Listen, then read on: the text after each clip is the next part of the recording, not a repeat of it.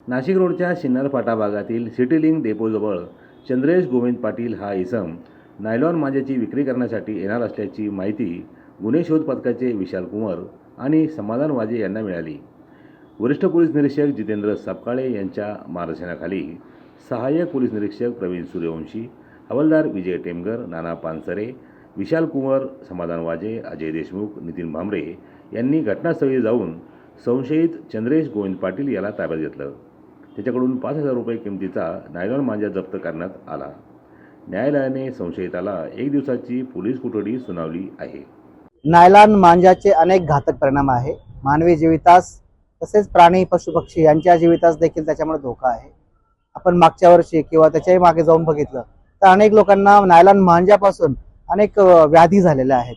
काही लोकांचे गळे चिरले गेलेले आहेत, नाक कापले गेलेलं आहे, कान कापले गेलेले आहे, विद्रुपीकरण आलेलं आहे, लहान मुलांना दुखापती झालेल्या आहेत। त्यामुळे नायलॉन मांजा वापरू नये म्हणून माननीय वरिष्ठांचे, माननीय सीपी साहेबांचे आणि कलेक्टर साहेबांचे निर्देश आहेत। आणि न्यायालयाने सुद्धा निर्देश केलेले आहे की नायलॉन मांजा कोणीही विक्री करू नये, त्याचा साठा करू नये।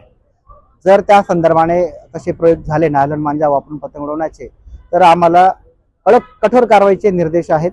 त्याप्रमाणे गुन्हे शोध पथकातील नाशिक रोड गुन्हे शोध पथकातील पोलीस कॉन्स्टेबल समाधान वाजे आणि विशाल कुंवर यांना मिळालेल्या गोपनीय बातमीद्वाराप्रमाणे आम्ही 10 नायलॉन रीड पकडून संबंधित इसमावर BNS 110 आणि पर्यावरण संरक्षण कायदा कलम 515 प्रमाणे कारवाई केलेली आहे।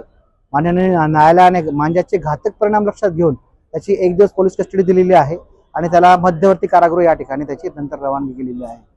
दिशा न्यूज ब्युरो, नाशिक रोड।